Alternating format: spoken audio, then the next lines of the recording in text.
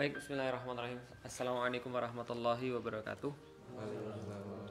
Alhamdulillah, puji dan syukur senantiasa kita panjatkan kepada Allah Subhanahu wa taala. Begitupun juga salat dan salam semoga tercurah dan terlimpahkan kepada baginda Nabi besar Muhammad sallallahu alaihi wasallam. Teman-teman sekalian selalu dirahmati Allah. Menyambung daripada apa yang kita bahas kemarin, apa yang kita sharingkan kemarin. Kita sekarang coba akan membahas bagaimana sih salah satu perspektif untuk membangkitkan Islam. Nanti kembangan-kembangannya nanti insya Allah akan kita coba untuk gabung dengan beberapa pertanyaan-pertanyaan yang lain, misalnya seperti pertanyaan Hawarin tadi. Dan pada pagi ini kita coba akan membahas tentang bagaimana sih kita itu berkontribusi dalam membangkitkan Islam. Karena itulah salat dan salam semoga tercurah dan terlimpahkan kepada baginda Nabi besar Muhammad sallallahu alaihi wasallam, manusia mulia senantiasa kita jadikan panutan, dan semoga kita semua senantiasa untuk bisa menjadi umat beliau dan diakui sebagai pengikut-pengikut beliau sallallahu alaihi wasallam, karena kita senantiasa menyesuaikan perbuatan-perbuatan dan perkataan-perkataan kita sesuai dengan apa yang disampaikan dan diperbuat oleh Rasulullah sallallahu alaihi wasallam. Maklum ini masih zaman Twitter tahun 2012-2013 ketika saya masih ekstrim-ekstrimnya ya. Jadi kalau sekarang ada yang bilang Felix Show radikal, telat berapa tahun tuh, dari tahun 2012 sudah 8-9 tahun ya telat.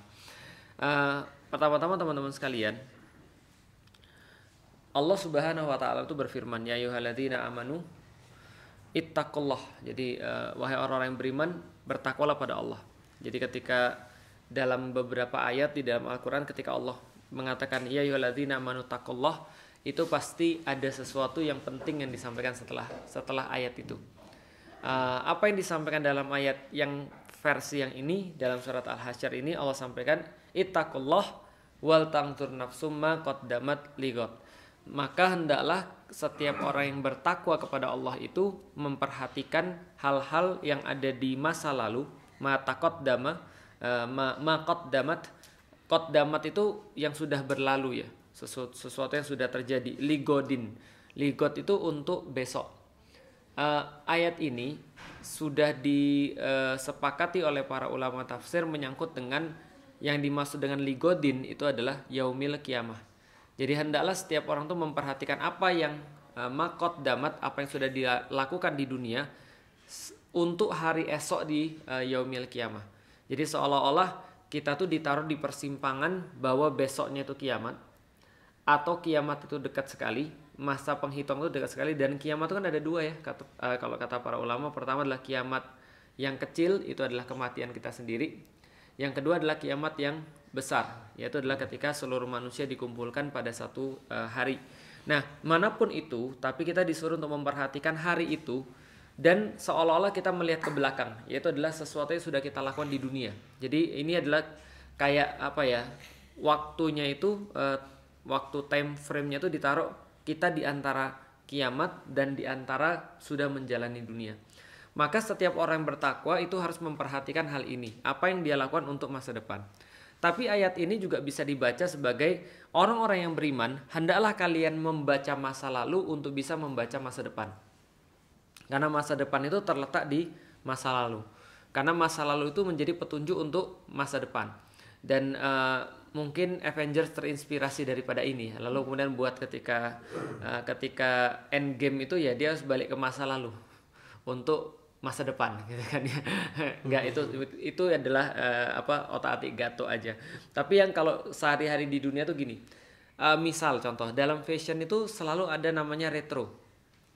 Contoh misalnya ya, zaman sekarang kalau teman-teman lihat BTS gitu ya, atau lihat apa lagi selain BTS? Bukan yang cowok. Backstreet Boys ya, ketahuan ya. Pasti Anda lahirnya tahun 90-an ya. Suju udah lama. Sekarang tuh BTS, terus apalagi misalnya NCTZN apa ya, pokoknya kita sok tahu bilang. Pokoknya semua orang-orang Korea itu yang sekarang jadi benchmark ya, yang jadi benchmark laki-laki itu ya. Laki-laki keren itu sekarang rambutnya belah tengah gitu kan ya. Pakai alis ya, terus belah tengah itu kan. Nah, dan kita tahu bahwa laki-laki belah tengah itu ya tahun 90-an ketika zaman Backstreet Boys itu. Jadi kalau dulu Backstreet Boys itu ada yang namanya Nick Ya itu rambutnya belah tengah. Gitu. Iya. Terus ada Andi Lau.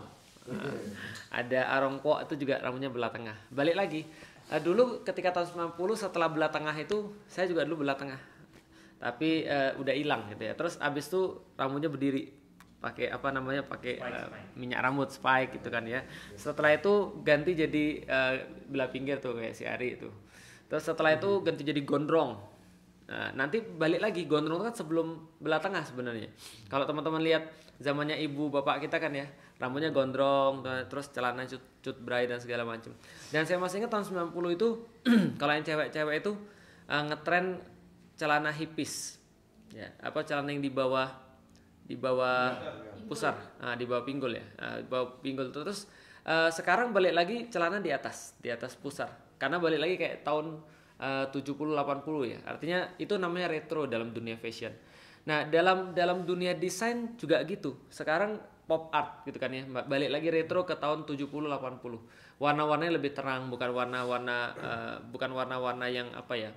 Apa namanya? Pentel ya. Warna-warna yang soft gitu. Enggak, sekarang balik lagi ngejreng gitu ya. Sekarang warnanya ganti lagi tahun ini. Tapi intinya ada sesuatu hubungan antara masa lalu dan masa depan. Kalau kata orang-orang barat, history will repeat itself.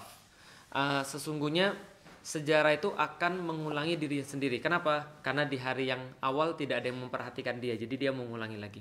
Nah, maka kita lihat bagaimana sih profil orang-orang yang bisa dalam tanda kutip mengubah dunia. Karena kalau kita berbicara tentang cara untuk membangkitkan Islam, maka kita perlu melihat pola. Jadi ketika kita diperintahkan oleh Allah untuk melihat pada sejarah, sebenarnya yang kita diperintahkan adalah melihat pola, bukan melihat sejarahnya. Bukan hanya nostalgia, tapi melihat pola. Maka berkali-kali saya sampaikan pada teman-teman Terang Trip, heritage of Ottoman itu adalah mengambil warisan daripada Utsmani, bukan mengambil cara mereka, tapi pola mereka. Karena pola itu akan berulang terus-menerus. Dan pola itu bisa kita ambil dan kita tangkap. Nah, kalau kita bicara tentang orang-orang yang dalam tanda kutip mengubah dunia, contoh, ini salah satu, ini diakui atau tidak, Bung Karno itu berhasil dengan caranya sendiri untuk membentuk Indonesia pada saat ini. Mau diakui atau tidak, mau kita bilang jasanya seperti apa ya, tapi terbukti bahwa dia sudah melakukan sesuatu sehingga pada saat itu dia melakukan itu untuk mewarnai masanya. Atau misalnya yang lain, Anda suka atau tidak suka misalnya Hitler. Anda boleh suka, Anda boleh tidak suka. Banyak orang tidak suka dengan Hitler, tapi diakui atau tidak, dia menyatukan Jerman. Diakui atau tidak, dia pemimpin perang yang lumayan gitu maksudnya. Dia berhasil melakukan sesuatu gitu maksudnya. Kita nggak bahas tentang benar atau salah, kita nggak bahas tentang jahat atau baik. Sama seperti Martin Luther itu juga sama. Atau misalnya di zaman ada Malcolm X itu juga sama. Atau kalau di zaman kita yang sudah berlalu ya Ustaz Arifin Ilham lah itu sama. Barack Obama itu juga sama. Jadi artinya kalau saya lihat pola-pola itu semua sama. Semua orang yang ingin mengubah itu mereka harus dikasih satu hal yang penting, yaitu adalah how to communicate. Bagaimana cara untuk menyampaikan sesuatu idenya itu. Karena sebesar apapun idenya, kalau dia tidak bisa untuk menyampaikan ide itu, maka ide itu percuma. Maka ide itu sia-sia. Nah, seseorang yang mau mengubah, seseorang yang mau berdakwah, maka dia harus memahami metode untuk berkomunikasi. Dan dakwah itu memang tentang metode untuk berkomunikasi. Ada lagi, orang ganteng. Kirain Pak Ade. Berubah. Pak Ade tetap berubah. Nah, itu kita bicara tentang yang mengubah ya, bukan yang lain ya, bukan yang merusak itu ya. Jadi yang namanya bahasa itu penting sekali. Dikatakan bahwa penguasaan orang terhadap bahasa itu bisa jadi adalah penguasaan orang yang paling penting. Kenapa? Karena disampaikan oleh para ahli bahwasanya bahasa itu adalah ibu daripada setiap skills. Jadi mother of all skills. Jadi ibu daripada setiap ilmu boleh, ibu daripada setiap skill boleh. Karena kenapa? Pertama, ilmu itu diolah dengan bahasa. Jadi kata orang ya, seberapa sanggup satu bangsa itu punya peradaban, itu tergantung potensi bahasanya. Misal, Indonesia itu cuma punya 70.000 kalau saya nggak salah, 70.000 kosakata. Inggris itu punya 150.000 kosakata. Makanya kalau kita ngomong orang Inggris yang sudah terbiasa ngomong bahasa Inggris, ngomong bahasa Indonesia kagok karena dia nggak bisa nyari padanan katanya. Misal ya, orang-orang Inggris itu punya banyak kata untuk muji orang. Wonderful, amazing, apalagi cool, apalagi misalnya outstanding dan segala macam. Kalau orang Indonesia bagus, cuma itu aja. Nah jadi memang ada variasi dalam setiap perbedaan. Contoh misalnya Indonesia lebih banyak kata-kata untuk ada beda antara padi, gabah, nasi dan segala itu ada beda. Sama kayak orang Arab punya bahasa beda tentang kurma. Tapi overall bahasa Inggris itu adalah bahasa yang lebih cocok untuk dikembangkan dalam sains dibandingkan dengan bahasa Indonesia. Karena bahasa Indonesia tuh punya keterbatasan. Setiap kali bahasa Indonesia tuh mau untuk naik kelas dalam tanda kutip, dia harus menyerap daripada bahasa lain. Sedangkan ilmu itu diolah dengan bahasa. Semakin banyak kosakata antum, semakin banyak yang bisa diolah dalam kepala. Paham gak sih maksudnya? Karena ibaratnya gini deh. Kalau seandainya bahasa itu adalah bahan-bahan, kepala kita ini adalah dapurnya, maka berapa banyak kombinasi bahan-bahan yang berapa banyak masakan yang kita bisa hasilkan, itu tergantung kombinasi bahan-bahan yang kita punya. Nah, ilmu itu diolah dengan bahasa. Kenapa? Karena orang mikir itu harus pakai bahasa. Paham gak sih maksudnya? Nah, karena itulah ketika orang berbicara tentang ilmu diolah dengan bahasa ini, yang kedua adalah ilmu disimpan juga dengan bahasa. Kalau antum ketemu dengan tulisan hieroglif misalnya, antum nggak akan bisa mengakses itu kalau antum nggak paham ilmunya. Makanya ilmu itu diolah dengan bahasa, disimpan dengan bahasa, dan ilmu itu ditransfer juga dengan bahasa. Jadi diolahnya dengan bahasa, disimpannya dengan bahasa, ditransfernya juga dengan bahasa. Contoh nih misalnya ini orang Cina ngajarin Al-Quran. Nah di bawahnya itu ya itu adalah ada tuh taiyang, ya, syams gitu kan ya, syams matahari artinya adalah matahari. Syams adalah matahari dalam bahasa Cina dan segala macam. Karena kalau misalnya dia tidak punya bahasanya, dia nggak bisa transfer ilmunya. Al-Quran juga sama. Al-Quran itu dalam tanda kutip cuma bacaan yang berpahala kalau antum nggak tahu tentang ilmunya, tentang bahasanya. Karena disimpan, diolah, dan ditransfer dengan bahasa. Nah kalau gitu punya pertanyaan. Kita berbahasa karena berpikir atau kita berpikir karena kita berbahasa?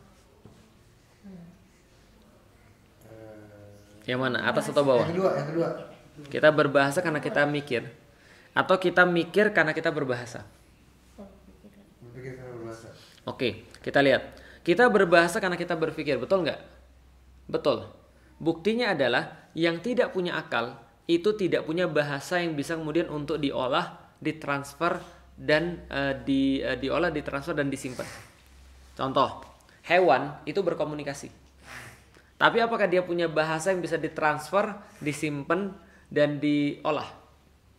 Enggak, karena dia nggak punya akal. Maka betul, kita punya bahasa karena kita mikir. Maka ilmuwan-ilmuwan sejarah, ilmuwan-ilmuwan yang meneliti tentang paleontologi dan segala macam itu, mereka berkesimpulan peradaban itu ada, ciri-cirinya adalah mereka berbahasa. Dan bahasanya itu bisa direcord, bisa disimpan, bisa diolah, dan juga bisa ditransfer. Gitu kan ya. Contoh misalnya, yang paling primitif ada gambar-gambar orang lagi panah di gua gitu kan ya. Yang dia lagi ada berapa orang bawa tombak. Itu menggambarkan situasi masa lalu itu kayak apa. Nah, artinya adalah betul. Yang kedua, kita berpikir karena kita berbahasa. Itu juga betul. Karena saya sudah bilang tadi, pikiran itu tidak dimungkinkan kalau nggak ada bahasa. Kalau orang tidak bisa untuk melihat nggak bisa untuk mengindra sesuatu dan menghukumi itu namanya apa, dia nggak akan bisa mikir. Maka di dalam Al-Quran Allah katakan wa 'allama Adamal asma'a kullaha. Dan Allah mengajarkan Adam nama benda-benda semuanya. Supaya apa? Ketika Adam sudah tahu nama benda-benda itu, dia bisa mikir. Dan itu tanda bahwa Adam punya akal juga. Sedangkan ketika ditanya, idqala lil malaikati ambihum bi asmaihim. Ambiuni bi asma'i haula'i in kuntum shadiqin, kata Allah. Sampaikan pada saya nama benda-benda itu kalau memang Anda termasuk golongan-golongan yang benar, kata Allah kepada malaikat. Apa kata malaikat? Subhanaka la ilma lana illa ma 'allamtana. La ilma lana, kami enggak punya ilmu bahasa. Illa ma 'allamtana, kecuali yang diinstalkan kepada kami untuk berbahasa itu. Sedangkan kami enggak bisa seperti kayak Adam. Adam sudah diajarin, malaikat enggak mampu, dikembalikan pada Adam. Ya Adamu ambihum bi asmaihim. Wahai Adam, sampaikan kepada mereka nama benda-benda. Falamma amba'ahum bi asma'ihim. Maka Adam menyampaikan nama benda-benda itu kepada para malaikat. Sekaligus memberikan sebuah impresi bahwa Adam itu punya sesuatu yang nggak dipunyai oleh malaikat, yaitu adalah akal. Maka karena akal kita berbahasa juga betul. Karena kita berbahasa kita punya akal juga betul. Berarti dua-duanya ini memang bukan pertanyaan, karena ini adalah senantiasa melengkapi. Paham maksudnya? Berarti akal sama bahasa ini adalah sesuatu yang sangat berkaitan dengan erat. Contoh misalnya, pemahaman terhadap bahasa ini menentukan bagaimana, ilmu terhadap bahasa atau skill bahasa kita itu menentukan bagaimana kita itu memahami sesuatu. Oke, ini artinya apa nih? Artinya apa? Wah, nggak bisa bahasa Inggris. Tolong diartikan. Nggak bisa Inggris. Apa Den artinya Den? Perempuan tanpa prianya itu nothing. Berarti perempuan tanpa prianya itu tidak ada apa-apanya. Tapi bisa nggak dibaca dengan cara yang berbeda? Perempuan dibaca berbeda. Kan tadi kan kalau Dena baca, Tanpa suaminya gitu. kan kalau bagi Dena kan perempuan tanpa ada laki-lakinya itu nggak ada apa-apanya. Berarti itu pemahamannya Dena. Tapi bisa nggak dengan pemahaman yang lain? Lihat baik-baik penguasaan bahasa. Kalau Dena bacanya gini, woman, without her man, is nothing. Tapi bisa nggak saya baca, woman, without her, man is nothing. Oke, totally opposite. Berbeda jauh. Sebaliknya, kalau Dena pemahamannya adalah perempuan tanpa laki-lakinya itu tidak ada apa-apanya. Tapi kalau yang saya baca tadi, perempuan tanpa dia kita nggak ada apa-apanya. Gitu kan ya? Oke. Itu cuma satu kalimat yang singkat. Nanti kita akan bicara tentang Al-Quran. Itu cuma hal yang singkat sekali, memberikan pemahaman yang sangat luas tentang satu hal. Contoh lagi misalnya ini, kucing makan tikus mati. Kucing makan tikus mati. Pemahaman dia begitu. Tikus mati. Kadang-kadang cara mengartikan tuh cara kita baca itu menandakan apa di kepala kita. Kucing makan tikus mati ya. Itu ada dua word itu dua. Nah, oke. Yang pertama, kucing lagi makan tikus yang mati. Oke. Yang kedua, Kucing lagi makan, tikus tiba-tiba mati. oke, kucing makan tikus mati, berbeda. Sekarang antum tahu kan kenapa hadis itu bisa beda-beda artinya? Antum tahu kan sekarang kenapa musik itu ada yang ulama mengatakan haram, ada yang mengatakan halal? Ya karena bagian-bagian kayak gini. Karena di dalam bahasa tuh ada connection yang kadang-kadang nggak ketahuan. Maka waw aja dalam bahasa Arab ada berapa banyak? Ada waw atof, waw ma'iyah, ada waw istinaf dan segala macam. Nanti kita datang ke situ, kapan-kapan lah. Kucing makan tikus mati. Ada kucing makan tikus mati. Kucingnya yang mati. Minimal ada 3. Oke, yang lebih banyak lagi nih. Hadiah semua anak pejabat. Ini banyak banget artinya. Arti yang pertama, hadiah yang kedua dari anak pejabatnya yang gemuk itu mahal. Bisa jadi hadiah yang kedua anak pejabat yang gemuk, pejabatnya yang gemuk bukan anaknya. Itu mahal. Bisa jadi hadiah kedua anak pejabatnya ada 2. Bisa jadi anak pejabat yang gemuk. Paham ya? Ini berbagai macam itu, jadi artinya gini. Penguasaan kita terhadap bahasa itu menentukan pemahaman. Karena kalau ini dikasih ke orang Inggris, dia pasti bingung. Walaupun dia bisa bahasa Indonesia. Paham gak sih maksudnya? Antum kasih ini pada orang Cina yang baru bisa belajar bahasa Indonesia, dia pasti bingung. Kenapa? Perlu penguasaan yang sangat detail tentang bahasa untuk bisa mengeruk sesuatu dari arti dari bahasa itu. Ya kalau gitu kita lihat lagi nih. Pemimpinmu menyuruhku untuk melaknat Ali bin Abu Thalib, maka laknatlah dia. Jadi ini ceritanya ada seorang ulama dipaksa. Jadi dipaksa oleh jadi gini. Waktu itu ada clash antara Syiah dan Sunni. Ya kan ya? Dan waktu itu seolah-olah kalau orang yang Syiah itu pasti bela Ali, seolah-olah orang-orang yang Sunni itu pasti nggak suka Ali, seolah-olah. Itu zaman dulu pernah ada terjadi begitu. Maka pernah satu waktu untuk membuktikan orang itu tidak Syiah, maka disuruhlah ulama ini untuk mengatakan melaknat Ali. Jadi kalau nggak melaknat Ali, maka orang ini akan dihukum, ulamanya akan dihukum. Ini kata-kata dia. Pemimpinmu menyuruhku untuk melaknat Ali bin Abu Thalib, maka laknatlah dia. Jadi menurut para pekerja atau apa namanya ya, pegawai yang ditugaskan, tentara yang ditugaskan, yang dilaknat adalah Ali bin Abi Thalib. Padahal menurut ulama tadi yang dilaknat adalah siapa? Pemimpinnya. Paham kan maksudnya ya? Contoh lagi misalnya, suatu waktu Imam Syafi'i itu pernah ditahan ketika fitnah khalqul Quran. Lalu kemudian dikatakan, Imam Syafi'i, kamu percaya nggak bahwa Al-Quran itu adalah makhluk? Kalau dia bilang enggak, dia ditangkap. Kalau dia bilang iya, itu salah. Jadi dia mengakali begini. Oke gini. Taurat, Zabur, Injil, Al-Quran. Keempat ini adalah makhluk. Paham nggak maksudnya? Koma. Oke. Bukan. Taurat, Zabur, Injil, Jarinya. Al-Quran. Keempat ini adalah makhluk.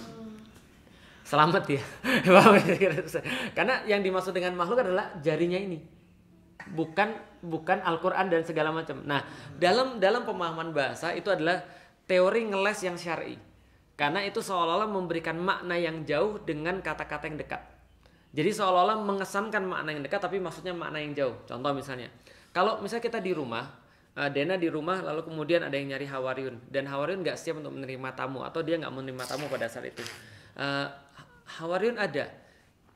Dena bisa bilang gini, ya selama saya di sini sih saya nggak lihat Hawariyun, bisa jadi gitu misalnya.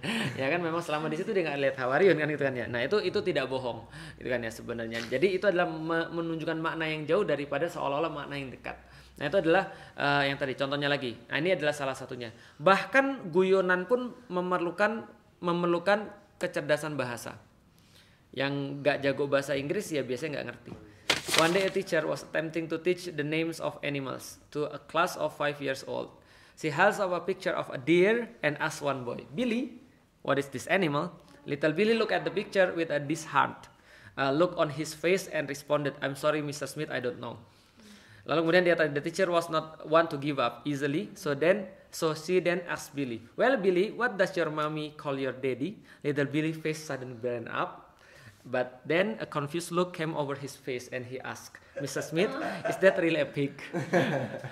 Tahu nggak maksudnya? jadi gini ceritanya. Tapi ini agak sulit dicerita, tapi saya coba ya. Satu hari ada seorang guru ngajarin nama-nama binatang kepada anak 5 tahun. Nah lalu dia pegang satu gambar. Billy, ini gambar apa? Nah, terus Billy-nya bilang, waduh sorry ibu saya nggak tahu gitu kan ya. Lalu kemudian gurunya nggak mau nyerah nih. Ini gambar ini adalah gambar kijang, rusa. Dalam bahasa Inggris adalah deer. Lalu kemudian gurunya tuh ngomong gini, oh ya saya punya ide. Gimana kalau saya kasih dia petunjuk? Billy, kalau ibumu manggil bapakmu apa biasanya? Kan dear harusnya kan itu kan ya. Nah tapi harusnya sayang gitu kan ya, dear sayang. Tapi kayaknya saya tahu.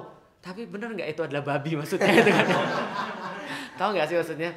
Ini namanya guyonan literal, guyonan intelektual, bukan guyonan yang menghina dan segala macam. Karena orang yang paham baru ngerti. Karena ada banyak hal yang nggak diceritakan tapi lucu karena lucunya ada di sini. Paham gak sih maksudnya? Lucunya apa? Oh berarti ibunya manggil bapaknya babi. Paham gak sih maksudnya? Nah itu adalah kemudian salah satu contoh. Nah itu salah satu contoh ketika orang mau guyonan pun dia perlu kemampuan bahasa. Di situ saya bilang kayak orang-orang kayak Ustadz Numan itu kecerdasan bahasanya tinggi sekali. Karena dia sudah bisa guyon dengan bahasa. Tapi belum tentu orang ngerti. Karena kalau orang nggak ngerti bahasa Inggris dan nggak ngerti budaya Inggris atau budaya Amerika, dia akan blank dengan guyonan itu. Karena guyonan itu sangat literal dan sangat intelek. Nah ini contoh lagi misalnya mengambil pelajaran. Ini salah satu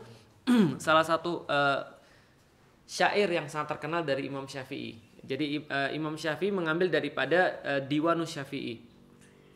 Ma fi muqamil lidhi aklin wa dhi adabin. Jadi katanya Imam Syafi'i, tidaklah pantas muqamin untuk bermukim lidhi aklin wa dhi adabin. Orang-orang yang punya akal dan orang-orang yang punya adab. Nggak pantas dia untuk bermukim. Kenapa? Min rahatin fada'il autani wahtaribi. Daripada tinggal di satu tempat lalu kemudian stay di situ, dia lebih baik untuk pergi meninggalkan untuk mengasingkan diri. Seperti yang saya bilang, orang-orang yang nyaman itu kan akan stuck.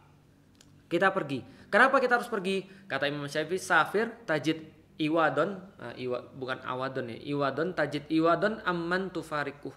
Maka berpergianlah, maka engkau akan mendapatkan ganti daripada apa yang engkau tinggalkan di situ. Wansob fa innal ladzizal ais fin nasob. Ini yang sering saya sampaikan. Wansob, bekerja keraslah, bersusah payahlah. Fa innal ladzizal ais fin nasob. Sesungguhnya kenikmatan hidup tuh ada pada ujung kerja keras. Jadi kalau misalnya kita ada yang ceritakan ya, ada yang nulis di Facebook, ada seorang kuli dulu ketika dia pernah makan satu makanan enak banget yang dia ingat banget dalam hidupnya. Setelah dia jadi kaya, dia nggak pernah lagi makan makanan itu. Suatu hari dia pergi ke tempat dia yang lama ketika dia masih jadi kuli, lalu dia makan, ternyata udah nggak enak. Dia bilang, ini kokinya ganti nih pasti nih. Padahal kokinya tetap sama. Akhirnya satu waktu ketika dia sudah benar-benar capek, lalu kemudian capek banget, lalu makan makanan yang sama, dia baru ngerti, oh ternyata makan tuh enak bukan gara-gara makanannya, tapi gara-gara kerja kelasnya itu. Nah jadi wansob fa innal lazizal ais fin nasob. Maka bekerja keraslah karena sesungguhnya ujung daripada itu ada pada kerja keras. Maka yang saya bilang itu tafsir tentang Yahudi yang meminta makanan yang sudah diturunkan manna wa salwa, kemudian mereka berkata ya Musa ud'u lana rabbaka ayyukhrij lana mimma tumbitul ard mim bakliha wa qithaiha wa fumiha wa adasiha wa basaliha. Ya wahai Musa, tolong dong minta sama Tuhanmu untuk menumbuhkan kepada kami barang-barang yang dari tanah, seperti bawang, lalu kemudian timun, lalu apalagi bawang putih, bawang merah, timun, sayur, kacang adas, kentang nggak ada kentang. Itu kamu yang mau. Jadi itu adalah diminta. Kenapa? Karena manna wa salwa itu terlalu mudah. Jadi manna wa salwa datang dari langit. Manna itu kayak es krim gelato gitu. Nah kalau zaman sekarang kok es krim sih? Iya, karena tafsirnya kan minuman yang manis, lebih manis daripada madu, lebih lembut daripada susu, dan lebih dingin daripada salju. Nah, berarti itu kan gelato. Nah, lalu salwa itu apa? Bebek panggang. Nah, jadi udah diturunkan itu, tapi mereka masih nggak merasa konten. Kenapa? Karena itu mereka dapat taken for granted. Mereka nggak bersyukur karena mereka nggak nanam. Nah, mereka minta yang ditanam, yang disiangin, yang dicabut, yang diurus dan segala macam, biar ketika mereka makan itu nikmat gitu maksudnya. Nah, itu adalah salah satu tafsirnya. Nah, kemudian beliau melanjutkan, inni ra'aitu rukudal ma'i yufsiduhu, dan aku melihat bahwa ketika air itu tetap tidak bergerak, dia akan rusak. Antum lihat bahwa air-air yang berkubang itu pasti bau. Kenapa? Karena dia nggak bergerak. Insaha toba wa in lam yajri lam yatbi. Dan kalau dia mengalir dia akan menyehatkan atau akan bagus, dan kalau dia tidak mengalir dia tidak akan menyehatkan, tidak akan menjadi bagus. Wal asdu laula firaqul ghabi maftarasat. Bahkan kalau kalian itu selevel singa, tapi kalau kalian tidak pernah meninggalkan sarang, kalian tidak akan pernah dapat mangsa. Artinya bahkan seperti itu. Wasahmu laula firaqul qaus lam yusubi. Dan kalau bahkan Anda itu adalah anak panah yang paling keren, tapi kalau Anda cuma tetap dibusur, itu nggak akan pernah mengenai sasaran. Lalu kemudian dikatakan wasyamsu lau waqafat fil fulki daimatan. Dan kalaulah seandainya bahkan matahari yang sangat keren kayak gitu, tapi dia cuma diem saja di orbitnya, lamillahan nas min ujumi min ajami wa min arabi. Maka walaupun matahari yang sangat keren kayak gitu, dia diam aja, tetap aja orang Arab ataupun ajam pasti bosan dengan itu. Artinya kalau dia nggak bergerak. Ini kan cerita tentang safar. Yang terakhir dia katakan watibru katurbi mulkon fi amakinihi. Tibru itu biji emas. Dan biji emas itu sama aja nilainya kayak tanah kalau nggak diangkat dari bawah. Lalu kemudian dikatakan wal udu fi ardihi naun minal hatobi, dan kayu wangi, kayu gaharu itu kalau dibiarkan di tanah nggak ada beda dengan kayu bakar, nilainya sama. Nah, fa in tagharraba hadza azza matlabuh. Kalau seandainya emas itu kemudian Anda asingkan dari tempat aslinya, Anda bawa ke kota, baru emas itu menjadi berharga. Tapi hatta itu emas, tapi tetap di situ nggak berharga. Lalu kemudian wa in tagharraba dzaka azza kadzahabi. Dan kalau seandainya kayu gaharu itu kita kemudian pindahkan dia juga, maka dia akan senilai seperti emas. Nah, itu pelajaran tentang safar. Dan itu mudah sekali. Maka kalau teman-teman lihat video orang-orang Cina lagi belajar kan sampai geleng-gelengin kepala gini kan. Lalu kemudian ngafalin apa? Dia ngafalin frase, dia ngafalin syair. Kenapa? Syair itu memberikan pengertian. Maka orang-orang Arab yang belajar juga ngafalinnya syair. Coba bayangin, itu baru syair. Itu dihafal sama orang dan memberikan sebuah semangat. Apalagi? Oh banyak sekali. Contoh misalnya, Negeri 5 Menara itu cuma gara-gara satu quotes, manjadda wajada. Sesungguhnya siapapun yang bersungguh-sungguh maka dia pasti akan menemukan hasilnya itu. Dan banyak quotes-quotes yang menjadi pengingat orang sekaligus kayak menjadi kompas bagi diri dia. Wa man zara'a hasada, dan siapa saja yang menanam dia akan menuai. Wa man sara 'alat darbi wasala, siapa yang berjalan pada jalannya dia akan mencapai. Makanya Allah katakan ihdinas siratal mustaqim di dalam Al-Qur'an itu bukan kita tuh bukan pengen ujungnya, kita cuma pengen jalannya aja. Karena jalannya aja udah cukup. Kalau Anda jalan di situ ujungnya dapat Allah. Gitu loh maksudnya. Oh iya, man sabara zafira. Dan siapa yang bersabar dia akan beruntung. Idza sadaqal asmi waddohas sabil, ketika sudah serius antum tuh berazam, jalan tuh akan terbuka, jalan tuh akan semakin jernih. Maka itu menjadi sebuah panduan. Oh berarti kalau jalan saya tuh belum terlalu jernih, berarti jangan-jangan azam saya tuh belum sempurna. Makanya kan itu berkembang kata orang Cina, guru itu akan muncul setelah muridnya siap. Atau bisa jadi sebaliknya, murid itu akan muncul baru setelah gurunya siap. Yang manapun juga, yang penting adalah bahwa ada hubungan antara azam kita dengan jalan kita. Nah, misalnya contoh kayak gitu misalnya. Lebih mudah mengingat frase daripada kosakata. Karena di dalamnya terdapat cerita atau pengertian tadi. Oke, kalau gitu kita lihat. Bahasa akan mendorong untuk terus-menerus berpikir. Contohnya lagi misalnya. Ini kata-katanya Umar bin Khattab. Ta'allamul arabiyah, maka pelajari oleh kalian bahasa Arab, fa innaha tasbitul akli wa tazidu fil marwati. Maka pelajari oleh kalian bahasa Arab, karena bahasa Arab itu akan menguatkan akal dan meningkatkan kehormatan. Makanya kan saya sudah bilang kan ya kemarin ya, ketika Umar bin Khattab tuh lagi ngelewatin orang lagi mana, remaja-remaja lagi mana, terus mereka ngomong pakai bahasa slang Arab, sama Umar ditegur, lu lebih baik benerin ngomongan lu dulu deh daripada benerin panahmu. Tapi dia nggak ngomong gitu sih, dia nggak ngomong pakai bahasa slang juga gitu kan ya, pakai bahasa Arab yang fasih tentunya. Lebih baik kalian mempelajari berbicara dengan benar daripada Anda membenarkan panah Anda. Karena panah itu setelah dia benar dalam berbicara. Karena kita tahu furusiah di dalam Islam itu secara kelihatan ada 4, secara nggak kelihatan lebih banyak. Furusiah di dalam Islam yang kelihatan tuh ada kemampuan menunggang kuda, kemampuan menombak, kemampuan pedang, dan kemampuan panah. Sedangkan yang tidak kelihatan adalah bagaimana cara dia beradab di depan orang, bagaimana dia punya akhlak, bagaimana dia punya ucapan, bagaimana dia menyayangi orang tua, menyayangi perempuan dan seterusnya. Nah itu adalah menurut Umar bin Khattab karena meningkatkan akal. Benar. Lalu kemudian dikatakan juga oleh Ali bin Abi Thalib, ya bicara kepada manusia dengan apa yang mereka pahami supaya Allah dan Rasulnya tidak didustakan. Jadi tinggal how to, cara penyampaian. Nih, contoh lagi misalnya ya, kata-kata yang tepat dapat mengkristalkan emosi, menunjukkan cahaya bagi mereka yang terlalu lama berjalan dalam kegelapan sama saja memberi rasa sakit. Mereka lupa bahwa lebih terhormat mati dalam terang daripada hidup dalam kegelapan. Maksudnya gini, ada orang yang sudah terlalu lama berada dalam kegelapan, Anda center, itu dia marah. Maksudnya adalah apa? Dalam dakwah tuh begitu. Dalam dakwah itu kalau ada orang yang sudah terlalu lama dalam gelap, itu jangan langsung di center. Kayak ada orang sudah frostbite. Tahu nggak frostbite? Orang yang sudah kedinginan itu jangan antum siram pakai air panas. Mati dia. Itu kan ya. Kalau ada orang lagi frostbite, itu malah dikasihnya es. Antum belum tahu ya? Coba cari orang frostbite. Frostbite itu adalah serangan dingin sampai sudah parah banget. Dan kalau sudah parah banget, antum langsung kasih air normal aja, itu kayak kebakar bagi dia. Jadi kalau misalnya antum ada orang frostbite ya, antum siram pakai air biasa, itu pun dia kebakar rasanya. Itu bisa langsung mati dia gara-gara digituin karena terlalu banyak perbedaan suhunya itu. Antum pernah kedinginan nggak sih di luar?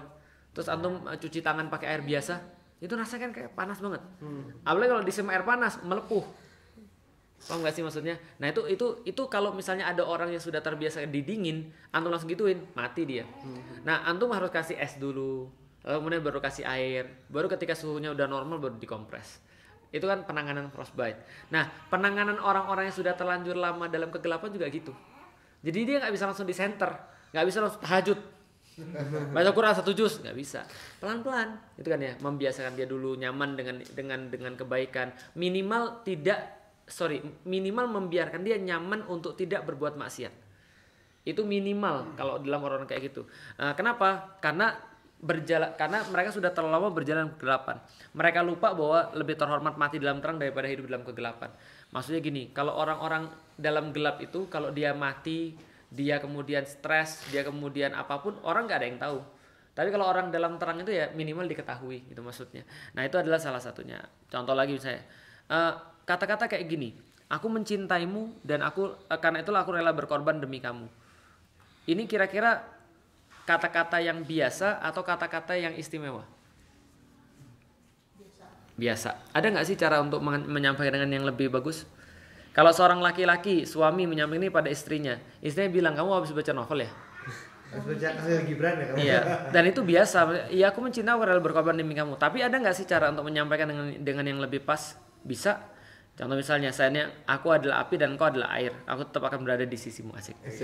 Ini sama artinya bahwa dia pengen berkorban, tapi dia pengen menyampaikan dengan satu cara yang lain. Maka sekali lagi kekuatan bahasa itu menimbulkan kekuatan pengertian. Dan akhirnya menimbulkan satu perubahan karena pengertian itu. Nah contoh misalnya, nih. Bicara tentang perubahan. Maka setiap nabi itu punya satu misi. Misinya adalah perubahan. Dan ketika Nabi itu ingin memberikan perubahan, maka dia dikasih tools oleh Allah Subhanahu wa taala. Apa toolsnya? Biasanya 2. 1, risalah. 2, mukjizat. 1 apa tadi? Risalah. Yang kedua apa tadi? Mukjizat. Contoh, Musa. Dia punya risalah. Apa risalahnya? Kebenaran. Yaitu Taurat. Apa mukjizatnya? Ular. Tongkat jadi ular. Tongkat jadi ular. Tangan bercahaya. Dan seterusnya. Ketika orang lihat mukjizat, orang jadi percaya sama risalah. Paham sampai di sini ya? Oke. Kalau gitu kita lihat lagi. Kalau Nabi Sulaiman, risalahnya ada. Mukjizatnya ada. Salah satunya bicara dengan semut dan segala macam. Nabi Isa, mukjizatnya menyembuhkan orang buta, lepra dan kusta, dan juga menghidupkan orang mati. Kalau Nabi Muhammad mukjizatnya apa? Di dalam Al-Quran, dalam surat Al-Baqarah 185 Allah mengatakan, Syahrul Ramadan allazi unzila fihil Qur'an hudal linnas wa bayyinatim minal huda wal furqan. Coba lihat. Syahrul Ramadan allazi adalah bulan Ramadan yang unzila fihil Qur'an, diturunkan padanya Al-Qur'an. Apa Al-Qur'an itu? Huda linnas, petunjuk bagi manusia. Berarti risalah atau mukjizat? Risalah. Apa yang kurang? Mukjizat. Huda linnas wa bayyinatim minal huda. Dan Allah menurunkan bersama dengan Al-Quran. Lihat ya, unzila fihil Quran huda linnas wa bayyinatim minal huda. Ada kata huda lagi? Ada. Pertama dikasih risalah dan penjelas daripada risalah. Zamannya Musa, risalahnya Taurat, penjelasnya mukjizat yang tadi kita ngomong. Zamannya Isa ada risalah, ada juga mukjizat. Zamannya Rasul ada risalah, risalahnya apa? Al-Quran. Dan mukjizatnya adalah apa? Al-Quran. Jadi satu-satunya nabi yang diembed antara risalah sama mukjizat itu adalah Nabi Muhammad. Apa bedanya? Bedanya gini. Kalau Musa risalahnya ada dan Musanya ada, masih ada penguat untuk kitabnya. Ketika Musa wafat digantikan nabi yang lain supaya risalahnya tetap ada penguatnya, yaitu dalam mukjizat. Nabi Isa bawa Injil, ada penguatnya. Ketika kemudian Nabi Isa sudah nggak ada, ini nggak bisa dikuatin lagi nih, karena yang bawa mukjizatnya sudah nggak ada, sudah diangkat oleh Allah. Al-Quran itu adalah risalah, tapi setelah kemudian Nabi Muhammad sudah nggak ada, sudah wafat, ini tetap mukjizatnya ada. Kenapa? Karena mukjizatnya tetap di situ. Maka Allah katakan wa bayyinatim minal huda. Adalah kami turunkan risalah sekaligus penguat risalahnya, mukjizatnya ada pada Al-Quran. Apa mukjizatnya dalam Al-Quran? Tata bahasa. Itu yang dari tadi kita bahas. Maka kalau kita bicara tentang Al-Quran itu adalah sangat informatif karena dia terdiri daripada bahasa, yaitu adalah apa? Informasi. Maka mujizat Al-Quran itu adalah informasi. Informasi itulah yang menyebabkan terjadinya perubahan. Maka kita selalu mengatakan, Allah mengatakan, huwallazi ba'atsa fil ummiyina rasulam minhum yatlu alaihim ayatihi wa yuzakkihim wa yu'allimuhumul kitaba wal hikmah wa in kanu min qablu lafi dhalalim mubin. Artinya adalah Al-Qur'an ini adalah sumber daripada perubahan-perubahan itu. Kalau bahasa kita sekarang, perubahan kognitif. Ada 4 kan? Yatlu alaihim ayatihi wa yuzakkihim wa yu'allimuhumul kitaba wal hikmah. Satu persatu. Yatlu alaihim ayatihi, membacakan ayat-ayat Allah. Wa yuzakkihim, mensucikan mereka. Wa yu'allimuhumul kitab, mengajarkan pada mereka kitab. Wal hikmah, dan mengajarkan pada mereka hikmah. Oke, coba lihat. Yang pertama, yatlu alaihim ayatihi. Dalam bahasa modern, perubahan kognitif. Apa itu perubahan kognitif? Dari tidak tahu menjadi tahu.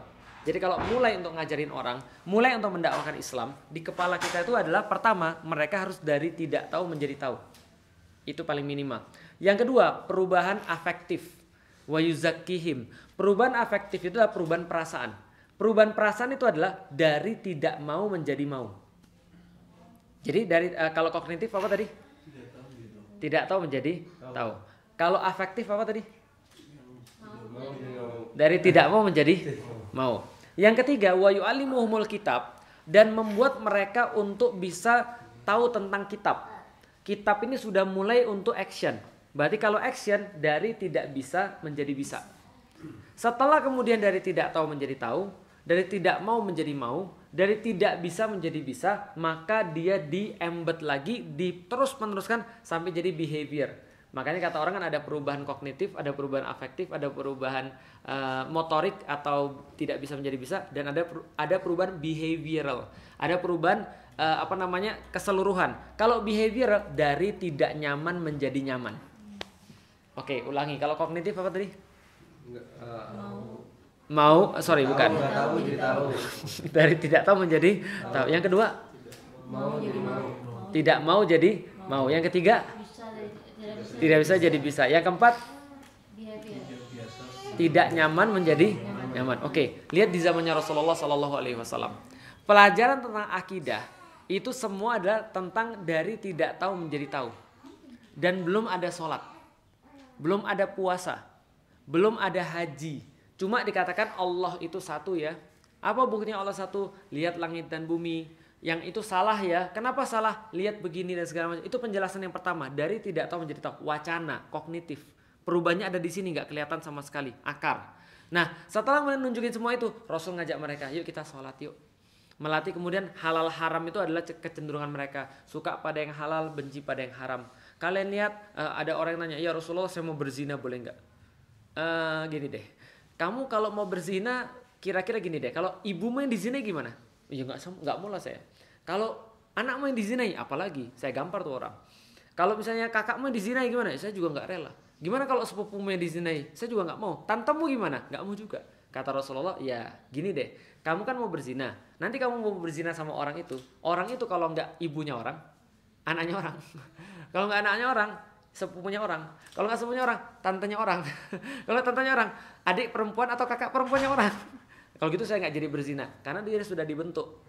Wa yuzakkihim, perasaannya dibentuk. Nah setelah perasaan dibentuk dari nggak mau menjadi mau, maka kemudian dilatih baru. Nah itulah dilatih puasa, dilatih kemudian sholat. Makanya wa yu'allimuhumul kitab itu adalah sesuatu yang setelah yang ini selesai, dua ini selesai. Yatlu alaihim ayatihi wa yuzakkihim selesai, baru wa yu'allimuhumul kitaba wal hikmah. Nah jadi itu adalah perubahan pada diri manusia. Semua perubahan itu dimotorisasi oleh Al-Quran.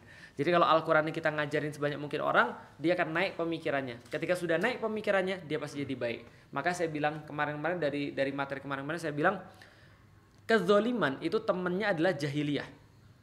Orang bodoh itu pasti zolim. Catat baik-baik, orang bodoh itu pasti zolim.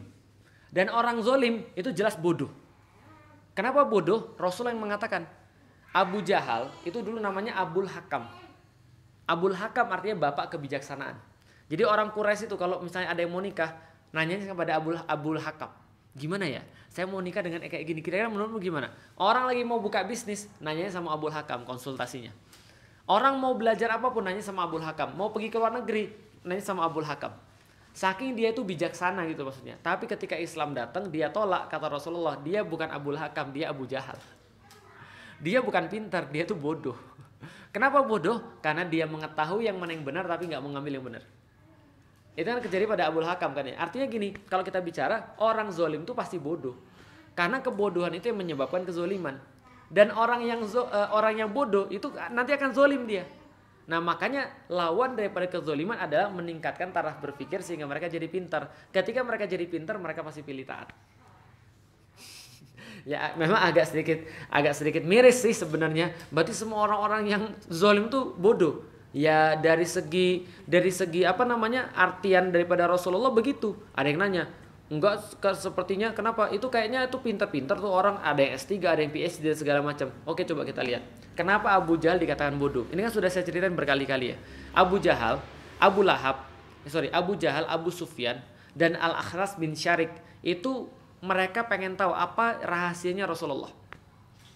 Malam-malam mereka pergi, mereka dengerin Rasul baca Quran. Mereka terpesona. Setelah terpesona sampai subuh mereka bilang, besok di antara kita jangan ada yang balik lagi. Karena mereka tahu mereka bakal mau balik lagi. Mereka bilang iya oke. Ternyata besok malamnya mereka diam-diam tanpa janjian, tiga-tiganya datang di situ. Dan baru ketahuan lagi ketika subuh, ngapain lu di sini? Lu ngapain di sini? Lu ngapain di sini? Dengerin Al-Quran sampai subuh.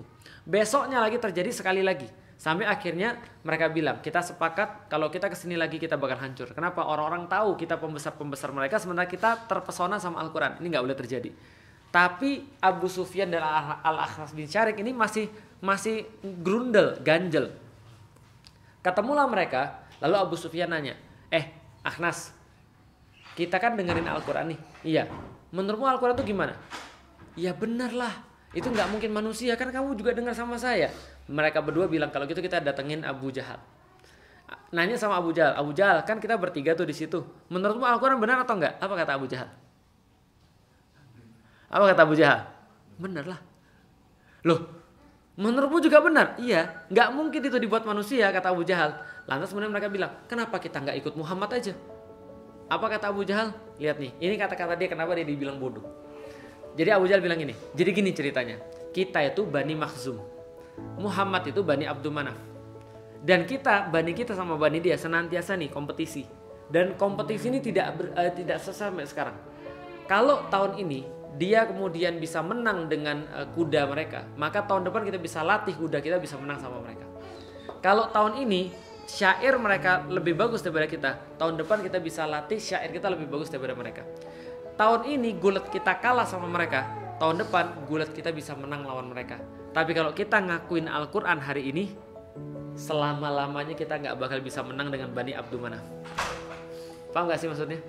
Karena dia tahu Al-Quran yang buat bukan manusia. Karena itu dia dikatakan bodoh. Kenapa? Karena dia sudah tahu kebenaran tapi dia nolak kebenaran itu. Nah, artinya balik lagi, kalau antum mau untuk berdakwah, yang paling mudah adalah tingkatkan level berpikir manusia.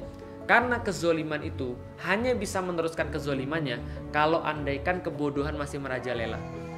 Makanya antum kan dibiasakan dengan kebodohan, ngeliatin tayangan-tayangan yang gak bermanfaat, hanya mengumbar aurat, hanya mengumbar kenikmatan dunia, pamer tentang apa yang dimiliki oleh orang, tentang mobil yang paling mahal, tentang rumah yang paling luas dan segala macam. Antum lupa bahwa ada sesuatu yang harus antum lakukan.